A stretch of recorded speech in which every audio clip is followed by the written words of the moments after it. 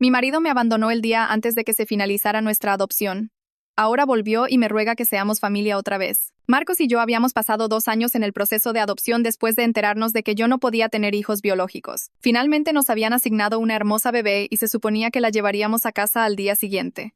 Entonces Marcos me sentó y me dijo que se había estado mintiendo a sí mismo sobre estar bien con la adopción. Necesito hijos biológicos y no puedo seguir fingiendo, me dijo mientras la foto de Sofía estaba sobre la mesa del living. Necesito tener hijos de verdad y vos no podés darme eso. Me dijo que ya había iniciado el divorcio. Lloré y le supliqué hasta quedarme sin voz, pero nada lo haría cambiar de opinión. El juzgado de adopción llamó a la mañana siguiente diciendo que no podían entregarle a Sofía a una madre soltera cuando ella había sido específicamente asignada a un hogar estable con 2 padres. Perdí a mi marido y a mi hija en 24 horas. Después de los peores 6 meses de mi vida, me encontré sentada en un juzgado diferente llenando papeles para convertirme en madre soltera mientras la trabajadora social me preguntaba si estaba absolutamente segura de querer hacer esto sola. Le dije que nunca había estado más segura de nada. Me mostró perfiles de chicos en hogares de tránsito que necesitaban familias y me detuve en la foto de una nena de 7 años llamada Alma, cuya biografía decía que le gustaba pintar y leer pero tenía problemas de confianza por haber pasado por 5 hogares diferentes. Algo en sus ojos se veía exactamente como yo me sentía cuando Marcos se fue y supe inmediatamente que estaba destinada a ser mi hija. La primera vez que conocí a Alma, estaba sentada en el living del hogar de tránsito fingiendo leer mientras en realidad me estudiaba para descubrir si yo iba a ser simplemente otra persona que la decepcionaría. Me preguntó sin rodeos por qué quería adoptar una nena grande cuando todos querían bebés y le dije la verdad. Así que las dos somos descartes, dijo probándome para ver si me ofendía. Exacto, lo que significa que nos entendemos, le respondí y la vi sonreír por primera vez. 3 meses después era oficialmente su mamá y pasamos nuestra primera noche comiendo helado de cena mientras ella me pintaba las uñas y me contaba sobre todas las casas que nunca se sintieron como un hogar. En un año me estaba diciendo mamá sin que yo se lo pidiera mientras la ayudaba con la tarea y le hacía trenzas para los recitales de danza. Teníamos chistes internos y la tradición de panqueques los sábados a la mañana y todo lo que pensé que había perdido para siempre. Todavía tenía pesadillas a veces y había días en los que probaba cada límite para ver si la iba a devolver, pero su psicóloga dijo que nunca había visto una nena recuperarse tan rápido. Quería decirle que era porque nos estábamos curando la una a la otra, pero sonaba demasiado cursi aunque fuera verdad. Entonces Marcos apareció en la obra de teatro de Alma, donde ella tenía el papel principal y casi se me cae el celular porque ¿cómo carajo se enteró de esto? Estaba parado al fondo del auditorio viéndose como el diablo con ropa arrugada y pelo grasoso mientras yo pasé toda la función tratando de descifrar si estaba alucinando del estrés. Después de la ovación de pie de Alma, me arrinconó en el hall mientras ella estaba sacándose fotos con sus amigas y le pregunté inmediatamente cómo nos encontró. Tu hermana sintió lástima por mí y me contó sobre la obra, dijo con ojos rojos que no paraban de mirar hacia donde Alma se estaba riendo con sus amigas de teatro. Me dijo que tenés toda esta vida hermosa ahora con tu hija mientras yo tengo 43 años viviendo en un monoambiente comiendo cereales de cena porque no puedo ni cocinar fideos sin quemarlos. El olor a whisky en su aliento a las 2 de la tarde me hizo dar un paso atrás, pero siguió hablando sobre cómo había intentado salir con minas, pero todas salían corriendo cuando les contaba que había abandonado a su mujer durante una adopción. Las que se quedaban solo querían mi plata, que ya casi no me queda de gastarla toda en tratamientos de fertilidad con mi exnovia que me dejó cuando no funcionaron. Dijo riéndose amargamente. Cometí el error más grande de mi vida al dejarte. Estoy tan solo que hablo con los conductores de Uber solo para escuchar otra voz humana y ahora me doy cuenta de que lo tenía todo y lo tiré por una fantasía que no existe. Alma apareció a mi lado todavía con su vestuario y se puso inmediatamente entre nosotros con furia protectora en sus ojos. ¿Mamá? ¿Este tipo te está jodiendo? Preguntó lo suficientemente fuerte para que el guardia de seguridad empezara a caminar hacia nosotros. La cara de Marcos se desmoronó cuando la escuchó llamarme mamá y empezó a llorar ahí mismo en medio del hall. Esa debería haber sido nuestra hija llamándote mamá, pero arruiné todo porque soy un cobarde patético que no pudo aceptar no tener hijos biológicos. Le dije que tenía razón en ser patético, pero estaba equivocado sobre Alma porque ella siempre estuvo destinada a ser mía y nos encontramos la una a la otra sin él. Por favor, haré lo que sea para arreglar esto, suplicó, poniéndose de rodillas de verdad mientras todos filmaban con sus celulares. El guardia de seguridad llegó donde estaba Marcos, pero él me agarró el tobillo desesperadamente y dijo las palabras que me helaron la sangre. Las vengo siguiendo hace meses y conozco sus rutinas y no me voy a ir hasta que me dejen ser parte de esta familia porque no me queda nada que perder. Requested Reads está ahora en Spotify. Mira el enlace en la descripción o comentarios. El guardia le arrancó la mano de mi tobillo a Marcos y lo levantó mientras otros 2 padres se pusieron entre nosotros creando un escudo humano. Me temblaban las manos mientras agarraba el brazo de Alma y nos abrimos paso entre la multitud hacia las puertas de salida. Marcos estaba gritando algo detrás de nosotros, pero no podía escucharlo por encima de la sangre que me latía en los oídos. Los padres estaban alejando a sus hijos de la escena y varios tenían sus celulares grabando todo. Me temblaban las piernas y tuve que apoyarme contra la pared un segundo antes de que pudiéramos llegar afuera. El estacionamiento estaba brillante con el sol de la tarde y trastabillé con mis llaves tratando de abrir el auto.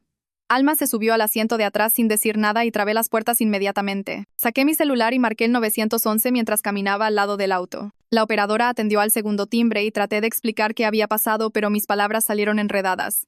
Me dijo que me calmara y respirara. Le expliqué que mi exmarido nos había estado acosando y acababa de agarrarme en la escuela de mi hija. Me dijo que los oficiales ya estaban en camino porque 3 padres más habían llamado sobre el incidente. Podía ver a Marcos a través de las puertas de vidrio todavía discutiendo con el guardia de seguridad que lo tenía contra la pared. Más padres estaban saliendo con sus hijos y nos daban miradas preocupadas al pasar. En 10 minutos, 2 patrulleros entraron al estacionamiento y los oficiales fueron directo adentro. Otro auto llegó y un hombre de traje oscuro bajó con una libreta. Caminó hacia mí y se presentó como el detective Gustavo Herrera. Me preguntó si estaba bien y si Alma necesitaba atención médica. Negué con la cabeza y le expliqué qué había pasado desde el principio. Anotó todo y me hizo preguntas específicas sobre las palabras y acciones exactas de Marcos. Otro oficial estaba adentro hablando con los padres que vieron todo. El detective Herrera explicó que lo que Marcos hizo fue agresión y su admisión sobre espiarnos durante meses era acoso criminal. Dijo que tenían suficientes testigos y evidencia en video para arrestar a Marcos inmediatamente. Miré por la ventana del auto mientras sacaban a Marcos esposado y lo metían en el patrullero. Tenía la cara roja y seguía intentando mirarnos, pero el oficial le empujó la cabeza hacia abajo. El detective Herrera me dio su tarjeta y dijo que iba a necesitar una declaración completa en la comisaría, pero que podíamos ir a casa primero. Me recomendó contactar un abogado de familia inmediatamente para conseguir una restricción perimetral. El viaje a casa se hizo eterno porque seguía mirando los espejos para asegurarme de que nadie nos seguía. Alma se quedó callada en el asiento de atrás jugando con el borde de su vestuario. Cuando llegamos a nuestro departamento, revisé cada habitación aunque sabía que Marcos estaba detenido. Esa noche, después de que Alma finalmente se durmiera, entré en línea y pedí una cámara timbre con envío urgente. Instalé la aplicación en mi celular y configuré alertas de movimiento. Después fui por el departamento revisando cada cerradura de ventana y poniendo sillas bajo los picaportes.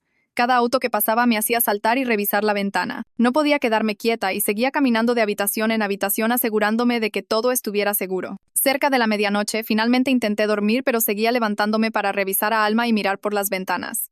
A la mañana siguiente, llamé al número que el detective Herrera me había dado de Laura Martínez. Su asistente dijo que podía verme esa tarde para una consulta de emergencia. Dejé a Alma en la escuela y le expliqué al personal de la oficina qué había pasado. Dijeron que la mantendrían adentro durante el recreo y se asegurarían de que nadie la retirara excepto yo. En la oficina de la abogada, Laura escuchó mi historia y miró el informe policial que el detective Herrera ya había enviado. Dijo que necesitábamos solicitar una restricción perimetral inmediata basada en las amenazas de Marcos y la agresión física. Explicó que el proceso tomaría unas semanas, pero podíamos conseguir una orden temporaria en días. Me ayudó a escribir una declaración describiendo todo lo que había pasado, incluyendo la admisión de Marcos sobre acosarnos. Esa noche me senté con Alma en la mesa de la cocina. Le expliqué que Marcos era alguien de mi pasado que estaba confundido y que la policía se estaba asegurando de que se mantuviera lejos de nosotras. Escuchó sin interrumpir y después preguntó si necesitábamos armar bolsos de escape como solía hacer en los hogares de tránsito. Se me partió el corazón al escucharla decir eso, pero le dije que estábamos seguras en nuestra casa. Asintió, pero pude ver que no me creía del todo. Al día siguiente, el director Rodríguez me llamó personalmente. Dijo que había escuchado sobre el incidente y quería discutir nuevas medidas de seguridad en la escuela. Estaban implementando una contraseña de retiro que solo yo sabría y Alma esperaría en la oficina hasta que yo llegara. Me aseguró que la foto de Marcos había sido distribuida a todo el personal y seguridad con órdenes estrictas de no dejarlo entrar a la propiedad escolar. Dijo que tomaban estas situaciones muy en serio y harían todo para mantener a Alma segura. Después de colgar, finalmente llamé a mi hermana. Atendió al primer timbre ya llorando y disculpándose. La corté y le dije que su lástima por Marcos podría habernos lastimado o algo peor. Intentó explicar que él parecía tan triste y perdido, pero no quería escucharlo. Le dije que había violado mi confianza al darle información sobre nuestras vidas y no podía perdonar eso ahora mismo. Lloró más fuerte, pero colgué. 2 días después, la doctora Ana Sosa llamó y dijo que tenía una apertura para una sesión de emergencia. Alma y yo fuimos juntas y ella hizo que Alma dibujara mientras hablábamos. Alma dibujó imágenes de nuestro departamento con gruesas paredes negras alrededor.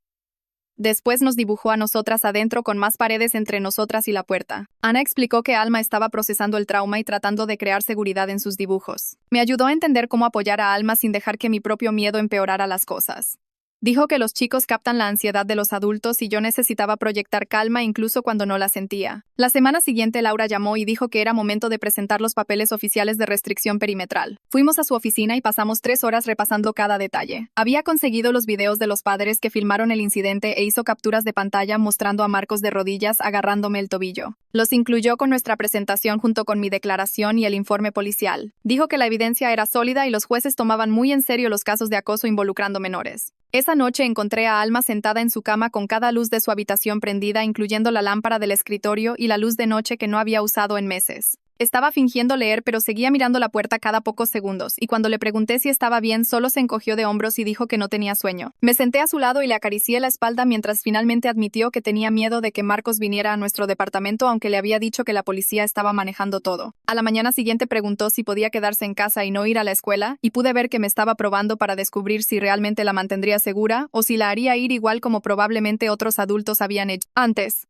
La dejé quedarse en casa ese día y vimos películas en el sillón mientras ella mantenía su mochila a su lado todo el tiempo como si estuviera lista para correr si necesitaba. Le expliqué que no podíamos dejar que el miedo controlara nuestras vidas y que mañana tendría que volver a la escuela, pero que hoy estaba bien tomarnos un día de salud mental. Asintió y se acurrucó contra mí, pero noté que seguía revisando que la puerta estuviera trabada cada vez que iba al baño. 3 días después llegué al trabajo y encontré rosas rojas metidas bajo el limpiaparabrisas sin nota, pero reconocí la letra de Marcos en el sobre pequeño inmediatamente. Me temblaban las manos mientras sacaba fotos de todo desde diferentes ángulos antes de poner cuidadosamente las flores en una bolsa plástica que tenía en mi auto. Llamé al detective Herrera enseguida y me dijo que llevara todo a la comisaría para que pudieran documentarlo como evidencia de contacto continuo después de que le dijeran que se mantuviera alejado. El detective tomó mi declaración y fotografió todo, pero explicó que sin que la restricción perimetral estuviera notificada todavía no podían arrestar a Marcos por dejar flores, aunque los dos sabíamos que era intimidación. 2 días después de eso, Laura llamó diciendo que el juez había revisado nuestra presentación y otorgado una restricción perimetral temporaria que entraría en efecto inmediatamente. Dijo que teníamos una fecha de audiencia en 3 semanas para la orden permanente y yo necesitaba estar preparada para testificar sobre todo lo que había pasado. Sentí alivio lavándome, pero advirtió que la orden era solo papel hasta que Marcos realmente fuera notificado y supiera que estaba legalmente obligado a mantenerse alejado. Esa misma tarde mi celular vibró con mensajes de mi hermana diciendo cuánto lo sentía y cuán culpable se sentía por haberle contado a Marcos dónde estábamos. Siguió y siguió sobre sus propios sentimientos y lo mal que se sentía, pero nunca preguntó ni una vez si estábamos bien o reconoció el peligro real en el que nos había puesto. No respondí, pero saqué capturas de pantalla de todo, incluyendo la parte donde admitía que le había dado a Marcos nuestra ubicación e información sobre la obra de teatro.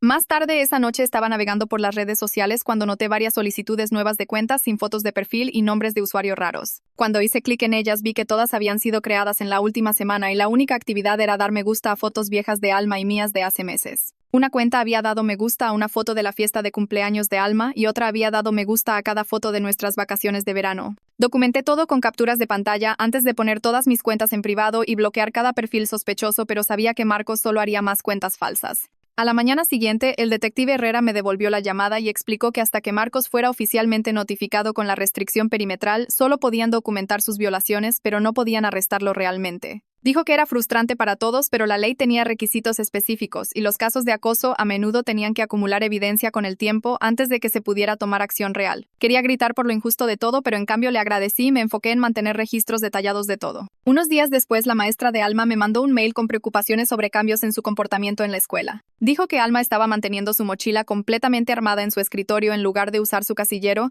y no participaba más en actividades grupales. La maestra notó que Alma miraba la puerta constantemente y preguntó si todo estaba bien en casa. Llamé a la escuela y expliqué la situación sin entrar en demasiado detalle y armamos un plan donde Alma podría mantener su mochila con ella si la hacía sentir más segura. Ese jueves a las 2 de la mañana me desperté con una notificación de nuestra cámara timbre y cuando revisé la aplicación se me heló la sangre. El video mostraba el auto de Marcos pasando lentamente por nuestro edificio y en el cuadro más claro se podía ver a él mirando directamente hacia nuestras ventanas. Su patente era visible y la marca de tiempo mostraba que había pasado 3 veces en 10 minutos. Guardé el video inmediatamente y lo subí a la nube antes de enviárselo tanto a Laura como al detective Herrera con un mensaje sobre esta última violación. La semana siguiente, Laura me hizo ir a su oficina para prepararme para la audiencia de restricción perimetral y explicó que Marcos probablemente tendría un abogado tratando de minimizar su comportamiento. Me entrenó en mantenerme calma y apegarme a los hechos cuando testificara en lugar de ponerme emocional, aunque toda la situación me daba ganas de llorar y gritar al mismo tiempo. Dijo que los jueces respondían mejor a evidencia clara que a súplicas emocionales y teníamos mucha evidencia gracias a mi documentación. Ese mismo día mi celular sonó de un número desconocido, y cuando no atendí inmediatamente sonó otra vez desde un número diferente. Los mensajes de voz empezaron a acumularse con la voz de Marcos alternando entre llorar y disculparse en un mensaje y después enojado culpándome por arruinar su vida en el siguiente. Un mensaje decía que yo era cruel por mantenerlo alejado de la familia que merecía y otro decía que lo sentía por todo y solo quería hablar. No escuché la mayoría hasta el final, pero guardé cada uno y pasé una hora transcribiendo las partes importantes para nuestro archivo de evidencia. A la mañana siguiente, el director Rodríguez me llamó a su oficina antes de que empezaran las clases y me mostró el nuevo sistema de retiro que habían puesto en marcha donde Alma esperaría estaría en la oficina principal en lugar del área regular, dije Chiro hasta que iba a entrar a buscarla. Ella no estaba contenta de ser diferente de los otros chicos cuando se lo expliqué esa tarde, y seguía preguntando por qué no podía simplemente esperar afuera como todos los demás, pero le dije que era solo por unas semanas hasta que las cosas se arreglaran. Mi hermana me mandó un mensaje esa noche diciendo que quería ayudar a arreglar lo que había hecho y ofreció escribir una declaración para el juzgado sobre el alcoholismo de Marcos y lo mal que se veía cuando había hablado con él. Le reenvié el mensaje a Laura, quien dijo que podría ayudar a nuestro caso, así que le mandé un mensaje de vuelta con una palabra: sí. Y no respondí a ninguno de sus mensajes de seguimiento preguntando si podíamos hablar. 2 días después, mi mail de trabajo sonó con un mensaje de la cuenta personal de Marcos y solo el asunto me revolvió el estómago porque decía Sofía una y otra vez como si lo hubiera escrito 20 veces. El mail tenía páginas enteras divagando sobre cómo Sofía debería haber sido nuestra bebé y cómo la había buscado en línea y descubierto que había sido adoptada por otra pareja que publicaba fotos de su primer cumpleaños en Facebook. Escribió sobre cómo esa gente robó nuestra vida y cómo Alma estaba bien pero no era realmente nuestra de la manera que Sofía habría sido porque no la tuvimos de bebé. Se lo reenvié a Laura y al detective Herrera sin leer más allá de los primeros párrafos porque me daba ganas de vomitar. Ese jueves, durante la sesión de terapia de Alma, ella miró a Ana y después a mí y preguntó con esa voz chiquita si Marcos podía llevársela y hacerla volver al hogar del tránsito. La abracé en mi regazo ahí mismo en el sillón y le dije que nuestra adopción estaba finalizada y era legal y nadie podría romperla nunca mientras mi corazón latía fuerte porque ¿qué tal si Marcos intentaba algo loco con el juzgado? Ana ayudó a explicar cómo funcionaba la adopción y que Marcos no tenía derechos legales sobre ella, pero pude ver que Alma no estaba totalmente convencida y seguía agarrándome la mano más fuerte que de costumbre. El viernes a la tarde, el detective Herrera llamó para decirme que finalmente habían notificado a Marcos con la restricción perimetral temporaria en su complejo de departamentos esa mañana. Dijo que Marcos había atendido la puerta borracho a las 11 de la mañana y empezó a llorar cuando vio los papeles, pero los tomó sin pelear. El detective me advirtió que la gente a menudo empeoraba después de ser notificada porque ahora era real y oficial y Marcos podría intentar contactarnos más desesperadamente.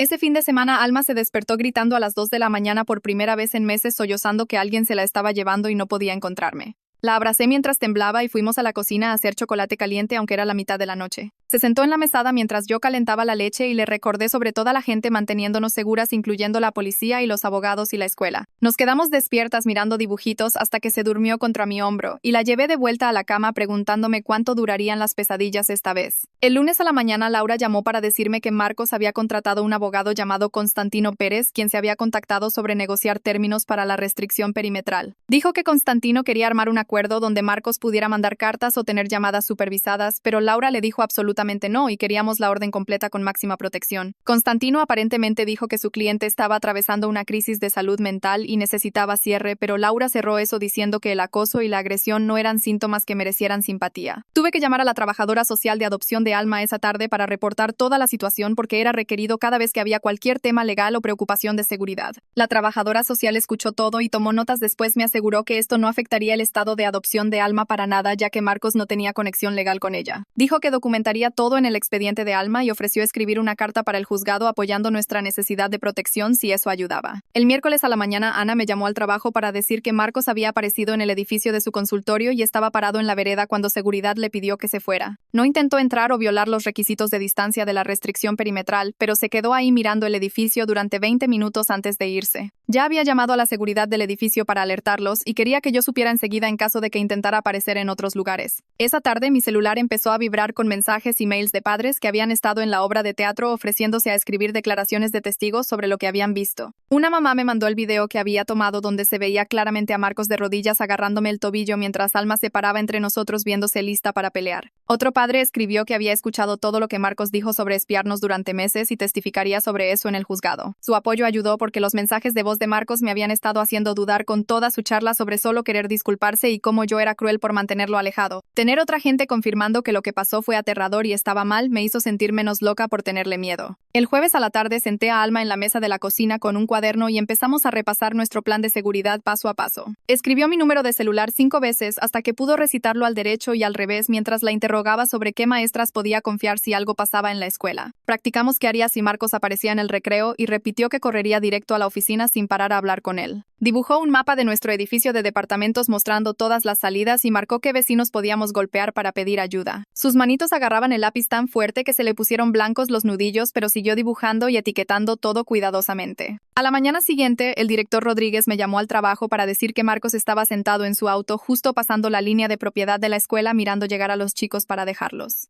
Seguridad se le acercó, pero él señaló que no estaba técnicamente en los terrenos de la escuela. así que llamaron a la policía mientras lo vigilaban. Para cuando llegaron los policías, Marcos ya se había ido, pero Rodríguez dijo que había estado ahí durante 40 minutos sacando fotos con su celular. Salí temprano del trabajo para buscar a Alma, y la encontré esperando en la oficina con su mochila ya puesta como si estuviera lista para correr. El detective Herrera se reunió conmigo en el departamento esa noche con una carpeta de sugerencias sobre cambiar nuestros patrones diarios, ya que Marcos claramente sabía cuándo salíamos para la escuela y el trabajo. Me mostró diferentes rutas que podía tomar y recomendó salir a diferentes horas cada día, incluso si significaba levantarme más temprano. Empecé a poner mi alarma a horarios random entre las 5 y las 6:3 y a tomar 3 caminos diferentes para dejar a Alma en la escuela. Algunas mañanas salíamos 20 minutos temprano y desayunábamos en un bar, mientras otros días salíamos apurados a último momento. Los cambios constantes me agotaban, pero cada vez que pensaba en parar recordaba a Marcos sentado afuera de la escuela con su cámara. Mi hermana mandó un cheque de 100,000 pesos con una nota diciendo que era para lo que necesitáramos de seguridad y que lo sentía por todo. Lo deposité sin llamarla y lo gasté en cerraduras nuevas para cada puerta, más luces con sensor de movimiento para el pasillo y un mejor sistema de cámaras que grababa en la nube. El cerrajero instaló todo en una tarde mientras Alma lo miraba trabajar y hacía preguntas sobre cómo las cerraduras no se podían forzar. Su maestra empezó a dejarla entrar por la puerta del estacionamiento de personal a la mañana para que no tuviera que caminar por la entrada principal donde se juntaban los padres. El portero la abría especialmente para nosotras y la acompañaba a clase mientras yo miraba desde mi auto para asegurarme de que entrara a salvo. Otros chicos preguntaban por qué ella recibía tratamiento especial, pero Alma solo se encogía de hombros y decía que era tema de grandes del que no tenían que preocuparse. El sábado a la noche estaba mirando una película en mi notebook cuando la pantalla de repente cambió para mostrar la cara de Marcos como foto de perfil en mi cuenta de streaming. El nombre del perfil había sido cambiado a "Perdóname por favor", y cuando revisé los otros perfiles todos tenían mensajes como "Te extraño" y "Pertenecemos juntos" como nombres. Me temblaban las manos mientras cambiaba cada contraseña en cada cuenta que tenía y activaba la autenticación de 2 factores para todo, aunque significara recibir mensajes constantemente. Pasé toda la noche repasando mi mail para encontrar cualquier cuenta que pudiera haber olvidado y cambiar esas contraseñas también. 3 semanas después, Laura llamó para decir que nuestra audiencia de restricción perimetral estaba programada para el martes siguiente a las 9 de la mañana. Vino a mi departamento el domingo a la tarde con una carpeta llena de evidencia y pasamos 4 horas repasando todo lo que necesitaría decir en el juzgado. Me hizo practicar describir el incidente de la escuela una y otra vez hasta que pude contarlo sin llorar o enojarme demasiado para hablar claramente. El martes a la mañana me puse mi outfit más profesional y manejé hasta el juzgado con el estómago revolviéndose tan mal que pensé que podría vomitar. La sala era más chica de lo que esperaba, con paneles de madera y bancos incómodos que me hicieron doler la espalda en minutos. Marcos estaba sentado en una mesa con Constantino viéndose como si hubiera perdido 10 kilos desde la obra de teatro y su traje le quedaba suelto en los hombros. Cuando el juez me llamó a testificar, caminé al estrado de testigos con piernas que se sentían como gelatina y levanté mi mano derecha para jurar que diría la verdad. Laura se paró en su mesa y me guió a través de preguntas sobre cada cosa que Marcos había hecho desde aparecer en la obra hasta hackear mis cuentas. Mi voz se quebró cuando describí cómo me agarró el tobillo, pero seguí con la lista de violaciones y amenazas. El juez tomó notas mientras hablaba y a veces me pedía repetir fechas o clarificar detalles sobre incidentes específicos. Después de una hora de testimonio tenía la garganta seca y las manos acalambradas de agarrar el borde del estrado tan fuerte. Mi hermana testificó después y pude ver sus manos temblando mientras describía a Marcos apareciendo borracho en su departamento rogando por información sobre nosotras. Le contó al juez sobre su alcoholismo empeorando y cómo hablaba durante horas sobre recuperar nuestra familia sin importar lo que costara. Su voz se hizo más fuerte mientras testificaba sobre sentirse culpable por contarle sobre la obra y ver cómo ese error nos había puesto en peligro. Constantino se paró para su turno y trató de hacer que Marcos sonara como un hombre triste que solo quería disculparse por errores pasados. Habló sobre la depresión y soledad de Marcos, pero el juez lo cortó para señalar que los problemas de salud mental no excusaban el acoso y la agresión. Constantino intentó de nuevo diciendo que Marcos nunca quiso causar daño real, pero el juez sacó las fotos de la mano de Marcos envuelta alrededor de mi tobillo en la escuela. La evidencia estaba ahí en todo color, mostrando a Marcos de rodillas agarrándome mientras mi hija se paraba entre nosotros viéndose aterrada. El juez miró a Marcos y le preguntó si tenía algo que decir, pero Marcos solo miró la mesa y negó con la cabeza. Después de 20 minutos de revisar todo, el juez otorgó una restricción perimetral de 3 años con provisiones estrictas de que Marcos tenía que mantenerse a 500 metros de nuestra casa, mi trabajo y la escuela de Alma. También ordenó a Marcos completar consejería por alcoholismo en 60 días y entregar cualquier arma de fuego a la policía en 48 horas. El oficial judicial abrió la pesada puerta de madera y salí al pasillo agarrando los papeles de la restricción perimetral tan fuerte que se arrugaron en mis manos mientras Laura guardaba su portafolio y me decía que esto era una victoria sólida que nos mantendría seguras por 3 años. Mis piernas se sentían temblorosas bajando los escalones del juzgado, pero el aire fresco me pegó en la cara y por primera vez en semanas pude respirar sin esa sensación apretada en el pecho. Alma estaba esperando en su programa después de la escuela, y cuando la busqué le mostré el sello oficial del juzgado en los papeles, y le expliqué que Marcos tenía que mantenerse alejado o la policía lo arrestaría inmediatamente. Esa noche pedimos 2 pizzas grandes con extra queso y pusimos su película favorita sobre la nena que salva su pueblo mientras armábamos una carpa de sábanas en el living y comíamos directo de las cajas. Se durmió a mitad de la película con la cabeza en mi hombro y salsa de tomate en el pijama y la llevé a la cama sintiendo que quizás podíamos finalmente tener noches normales otra vez sin revisar las cerraduras cada 5 minutos. 3 días después estaba lavando los platos cuando un movimiento afuera llamó mi atención y ahí estaba el auto de Marcos deslizándose por nuestra calle a tal vez 5 kilómetros por hora con él mirando directo a las ventanas de nuestro departamento.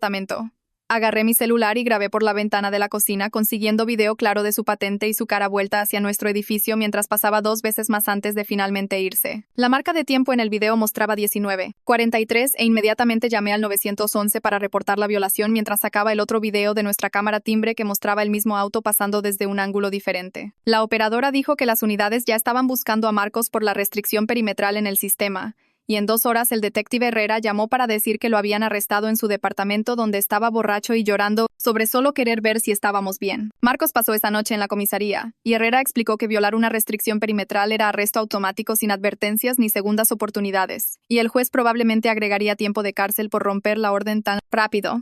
Ese fin de semana, Alma y yo fuimos a la plaza por primera vez sin que yo estuviera constantemente escaneando el estacionamiento y ella realmente jugó en las hamacas mientras yo me sentaba en un banco leyendo un libro en lugar de mirar a cada persona que pasaba. Compramos helado del carrito y dimos de comer a los patos en el lago y nadie nos siguió a casa ni dejó mensajes raros ni me hizo sentir que necesitaba mirar sobre mi hombro cada 30 segundos. El lunes a la mañana, Laura llamó para explicar que la violación de Marcos realmente ayudó a nuestro caso, porque probó que no podía seguir órdenes judiciales, y el fiscal estaba presionando por la sentencia máxima de 6 meses más. Consejería obligatoria y tratamiento de alcoholismo. Dijo que el juez no estaba contento de que Marcos violara la orden en 72 horas y probablemente le daría tiempo de cárcel real para protegernos y enseñarle que las restricciones perimetrales tienen dientes. Ana nos hizo entrar para una sesión especial de arte terapia donde Alma pintó cuadros mientras hablaba sobre sentirse más segura ahora que Marcos estaba encerrado y no podía sorprendernos más. El cuadro que dibujó tenía menos paredes negras y más flores coloridas, y cuando Ana le pidió que dibujara a nuestra familia, nos puso en una casa con ventanas grandes en lugar de la fortaleza que había estado dibujando durante semanas. Mi hermana mandó un mensaje preguntando si podíamos vernos en un café para hablar sobre todo lo que pasó y cuánto lo sentía por haberle contado a Marcos sobre la obra sin pensar en nuestra seguridad. Acepté verla una vez por mes con reglas claras sobre nunca compartir ninguna información sobre nuestro horario o ubicación con nadie, y prometió respetar cada límite que pusiera. 2 semanas después de su arresto, Marcos se paró en ropa naranja de cárcel mientras el juez lo sentenciaba a 90 días en la comisaría del condado más 2 años de libertad condicional con consejería requerida por alcoholismo y terapia de comportamiento de acoso. El juez dijo que violar la restricción perimetral mostró completo desprecio por el juzgado y nuestra seguridad.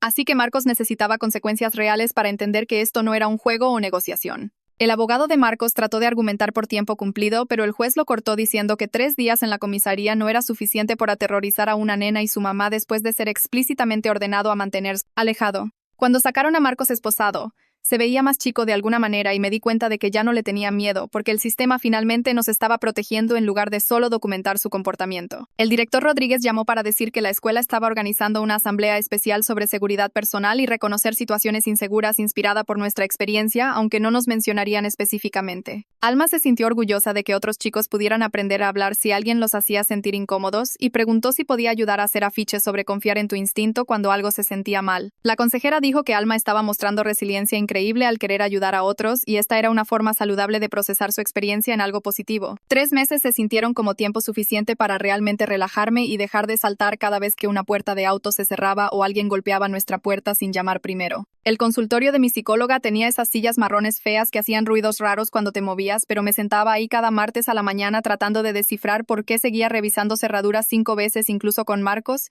tras las rejas. Me hizo escribir cada vez que me sentía asustada durante la semana y la lista cubrió 3 páginas hasta que señaló que la mitad eran solo sonidos normales que cualquier casa hace de noche. Trabajamos en ejercicios de respiración que se sentían estúpidos al principio, pero realmente ayudaron cuando me descubría mirando la cámara timbre durante 20 minutos seguidos. Alma volvió de la escuela una tarde y preguntó si podíamos hacer una fiesta por su obra, ya que la celebración real se había arruinado por Marcos apareciendo. Llamé a 3 mamás de sus amigas y organicé una reunión chica en nuestro departamento con una torta con forma de máscaras de teatro y todos usando piezas de vestuario de sus cajas de disfraces. Hizo su monólogo grande otra vez en nuestro living mientras sus amigas vitoreaban y tiraban confeti que estaríamos encontrando por semanas.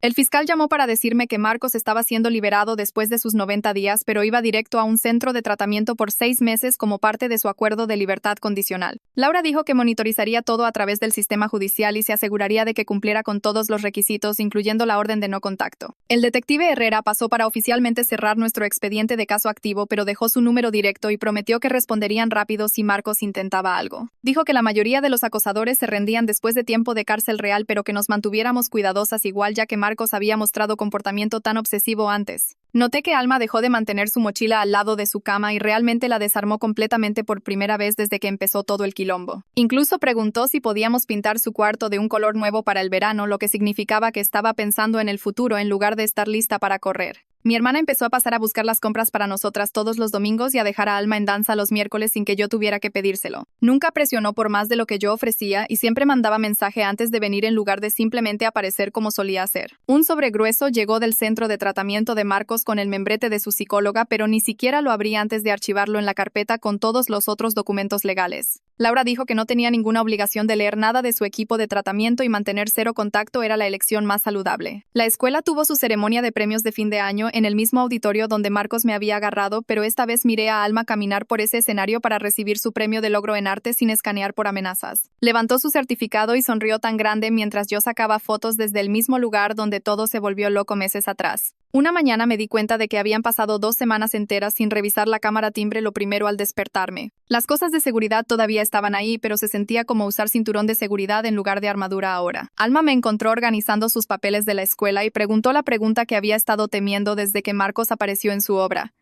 ¿Ese tipo alguna vez va a ser mi papá?, preguntó mientras pintaba en la mesa de la cocina. Me senté a su lado y le dije que no. Ella ya tenía toda la familia que necesitaba acá conmigo. Asintió y volvió a su dibujo agregando flores alrededor de los bordes. Bien, me gusta más así solo nosotras, dijo sin levantar la vista.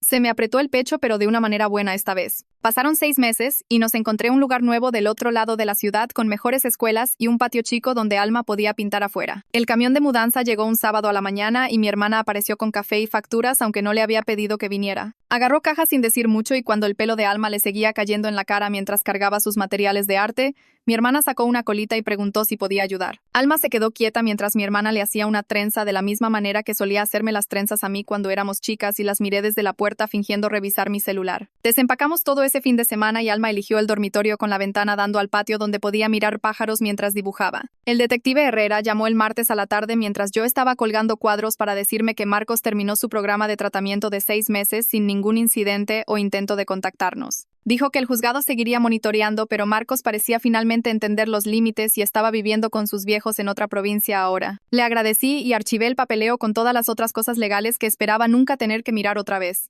Alma pasó las siguientes semanas plantando flores en nuestro jardín nuevo, ensuciándose las uñas y manchando sus jeans de pintura mientras creaba lo que llamaba nuestro rincón arcoíris. Colgó campanillas de viento de la reja y pintó piedras con palabras inspiradoras que encontró en internet, convirtiendo nuestro patiecito en algo que se sentía completamente nuestro. La trabajadora social de adopción vino para su visita final en julio y se sentó en nuestra mesa de cocina mirando a Alma mostrar sus últimas pinturas mientras yo hacía limonada. Escribió en su informe que habíamos manejado la crisis mejor que la mayoría de las familias y nuestro vínculo era más fuerte porque nos habíamos protegido la una a la otra. Después de que se fue, Alma preguntó si eso significaba no más chequeos, y cuando le dije que sí, hizo un bailecito de victoria alrededor del living. Su nueva escuela tenía audiciones para su show de talentos de otoño y practicó su canción todas las noches después de cenar usando el cepillo de pelo como micrófono mientras yo me sentaba en el sillón siendo su audiencia. La noche del show me senté en la tercera fila mirándola caminar a ese escenario con total confianza, sin miedo en sus ojos, solo pura emoción por actuar. Le pegó a cada nota y cuando hizo su reverencia, aplaudí tan fuerte que me dolieron las manos y no miré ni una vez sobre mi hombro ni revisé las salidas. Pasó un año entero y de repente estábamos discutiendo sobre si tenía que comer verduras antes del postre y por qué la tarea tenía que venir antes de la tele. El nombre de Marcos dejó de aparecer en terapia y después dejamos de necesitar terapia del todo porque nuestros problemas eran cosas normales de pibas ahora. Los sábados a la mañana se volvieron nuestro tiempo sagrado otra vez con Alma, aprendiendo a dar vuelta panqueques sin tirarlos mientras me contaba sobre su semana en la escuela. Había crecido más y su pelo estaba más largo y había dejado de mantener esa mochila al lado de su cama hacía meses. Este sábado en particular, estaba mezclando chips de chocolate en la masa aunque yo dije que simple era más saludable y me miró con esos ojos que ya no estaban asustados.